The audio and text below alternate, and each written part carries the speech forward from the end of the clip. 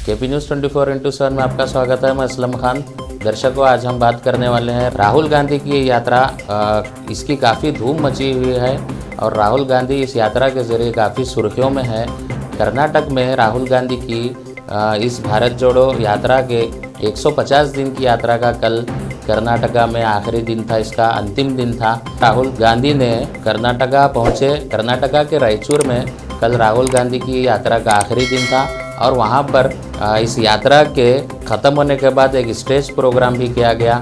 रायचूर के महात्मा गांधी स्टेडियम में इस प्रोग्राम को रखा गया था, जहाँ पर लाखों की तादाद में, लाखों की संख्या में लोग वहाँ पर जुट रहे थे। इनमें पब्लिक के अलावा कांग्रेस पार्टी के कार्यकर्ता, नेतागण और सभी AICC के मेंबर, ब्लॉक प्रेसिडेंट, अध्यक्ष, सभी लोग वहाँ पर यात्रा में भाग ले रहे थे।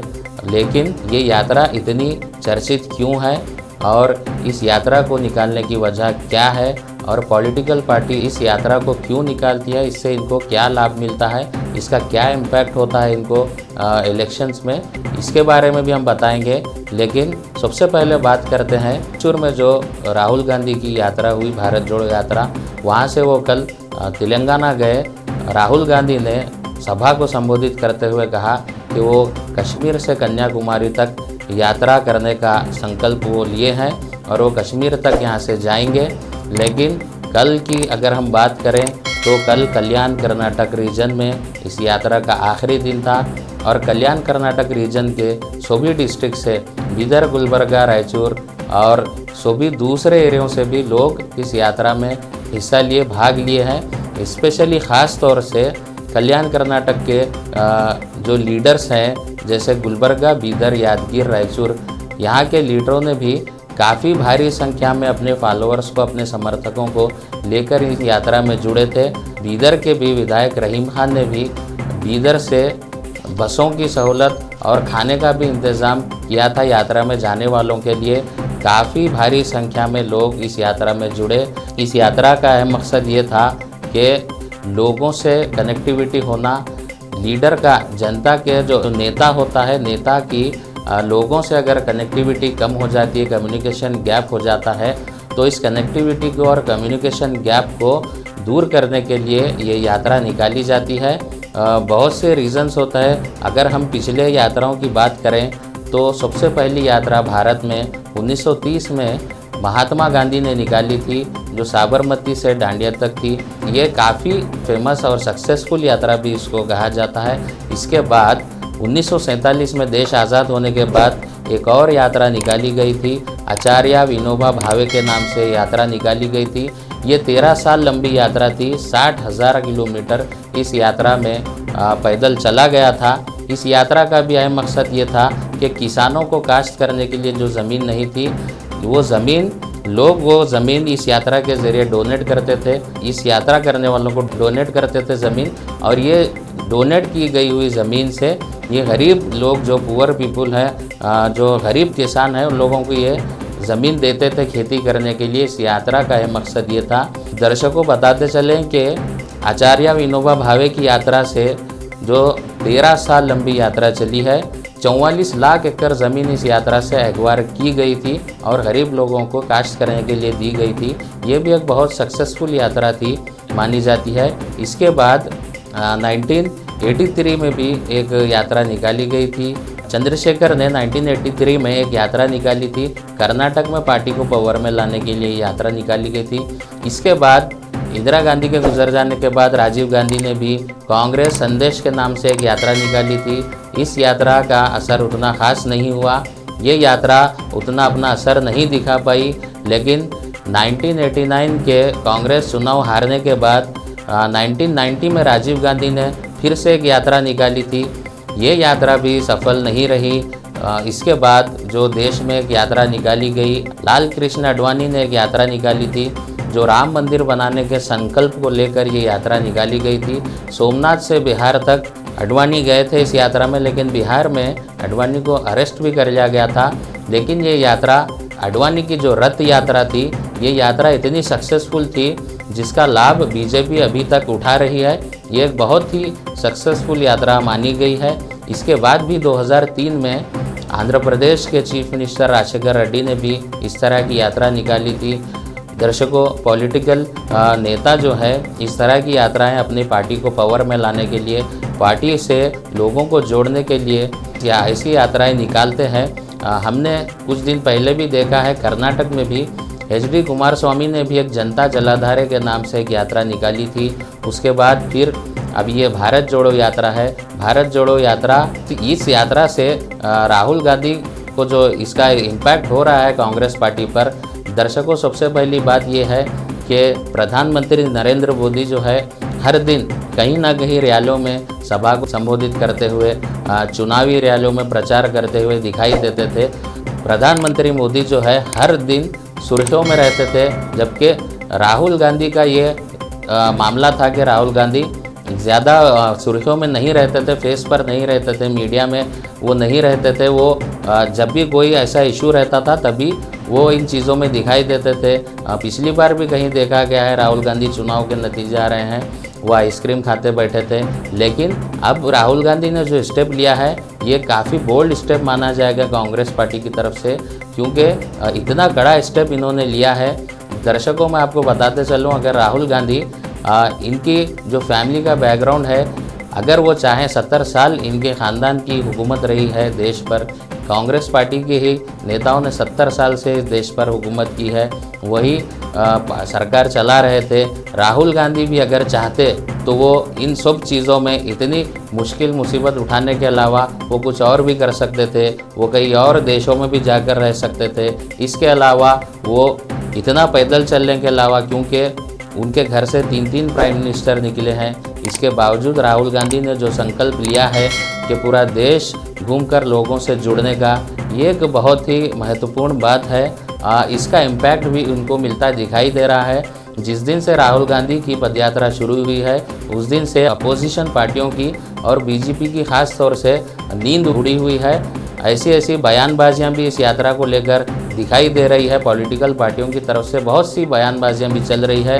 बीजेपी लीडर्स ये कहते हुए भी दिखाई दे रहे हैं कि ये भारत जोड़ो यात्रा नहीं है, ये भारत तोड़ो यात्रा है। ये बीजेपी नेताओं का कहना है। कुछ बीजेपी नेता तो ये भी कह रहे हैं कि 2024 के चुनाव के बाद कांग्रेस में कोई चिराग जलाने वाला भी नहीं रहेगा। ऐसी बयानबाजियां चलती है, लेकिन जिस तरह से राहुल गांधी की यात्रा चल रही है, इसकी जो धूम मची हुई है, इसको देखकर ऐसा लगता है कि अगले चुनाव में इस यात्रा का कुछ ना कुछ लाभ कांग्रेस को ज़रूर मिल सकता है या नहीं मिल सकता है। ये देखना बहुत ज़रूरी है। ये देखना होगा कि आगे क्या होता है। इसके अलावा भी कांग्रेस ने एक और स्टेप लिया है। 24 साल के बाद कांग्रेस ने मल्लिकार्जुन खड़गे जी को पार्टी का प्रेसिडेंट बनाकर और एक इन्होंने एक अच्छा कदम उठाया है। लेकिन क्या आपको लगता है दर्शकों, बीजेपी जो है एक सत्ताधारी पार्टी है और ये सिंगल मेजॉरिटी में ये पार्टी जो है पार्लियामेंट में बैठी है, इससे लड़ने के लिए अपोजिशन पार्टी को भी उतना ही मजबूत होना चाहिए। अगर कांग्रेस अपोजिशन का किरदार नहीं निभा पा रही है तो फिर ऐसी कौन सी पार्टी देश में बची है जो बीजेपी से अपोजिशन रोल अदा कर सकती है, अपोजिशन में खड़ी हो सकती है। क्योंकि कांग्रेस एक बहुत बड़ी पार्टी है। कांग्रेस के जो नेता हैं इन लोगों को विचार करना चाहिए और अपोजिशन को मजबूत करना चाहिए। इस भारत जोड़ो यात्रा से ऐसा लगता है कि कांग्रेस मजबूत हो रही है, जनता से जुड़ रही है। लेकिन देखते हैं फिर आने वाले वक्त में क्या क्या होता है। चुनाव भी करीब आ रहे हैं, तो इस यात्रा के बारे में बहुत से लोग बता रहे थे कि यात्रा क्या होती है। बहुत से लोग हमको भी पूछ रहे थे, कमेंट कर रहे थे कि ऐसी यात्रा क्यों निकाली जाती है, इसका क्या फ़ायदा होता है। तो इसके बारे में थोड़ा सा बताने के लिए आज हम लोगों ने ये चीज़ें आप लोगों तक पहुंचाई है कि यात्रा निकालते हैं कि पॉलिटिकल पार्टीज़ को उनके इलेक्शन में, चुनाव में जो है लाभ जो मिलता है इन यात्राओं से मिलता दिखाई दिया है। कई सारी ऐसी यात्राएं हैं जिससे पॉलिटिकल पार्टीज़ को फ़ायदा हुआ है और इन सभी चीज़ों के लिए जनता से नेता का जो कम्युनिकेशन गैप होता है इसको जोड़ने के लिए भी कई सारी यात्राएं निकाली जाती है। बस आज के लिए इतना ही, फिर मिलेंगे नई खबरों के साथ। मैं असलम खान, देखते रहिए हमारा चैनल केपी न्यूज़ 24/7। धन्यवाद। मैंने पूछा, एक ने नहीं कहा कि मैं खुश हूं। युवाओं से बात करो, युवाओं से बात करो तो कहते हैं आज के हिंदुस्तान में युवा को रोजगार नहीं मिल सकता। डिग्री लिए घूमते हैं मगर कर्नाटक में और हिंदुस्तान में रोजगार नहीं मिल सकता।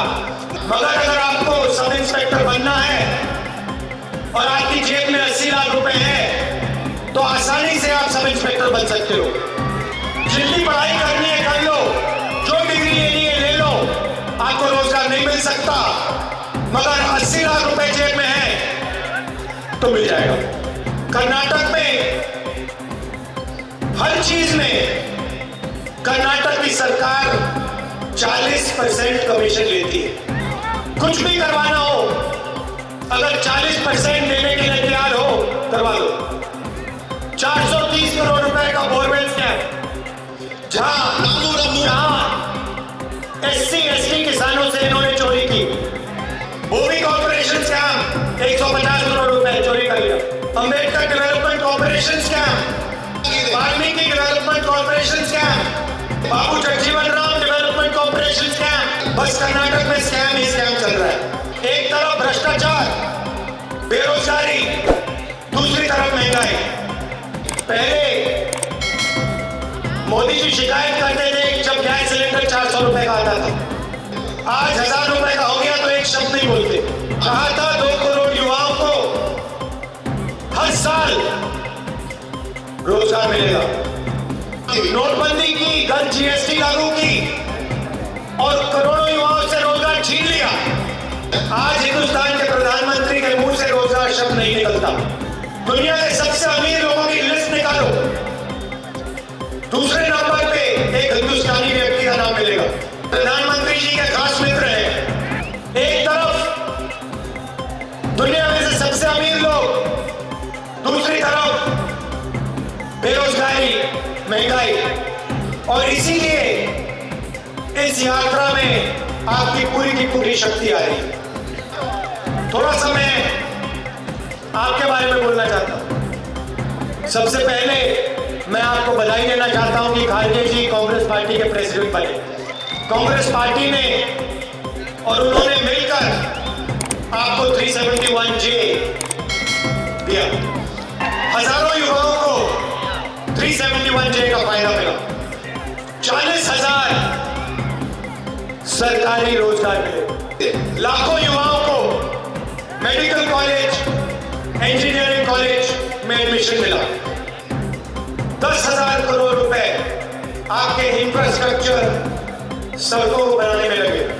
मैं आपको याद दिलाना चाहता हूं, जब ये 371J की मांग पहले उठी थी, वाजपेयी जी और अडवाणी जी ने साफ कह दिया था हम नहीं कर सकते, नहीं करेंगे। और जैसे ही हमारी सरकार आई हमने ये काम करके दिखा दिया। दुख की बात है कि आज भी बीजेपी की सरकार इसको ठीक तरीके से इंप्लीमेंट नहीं कर रही।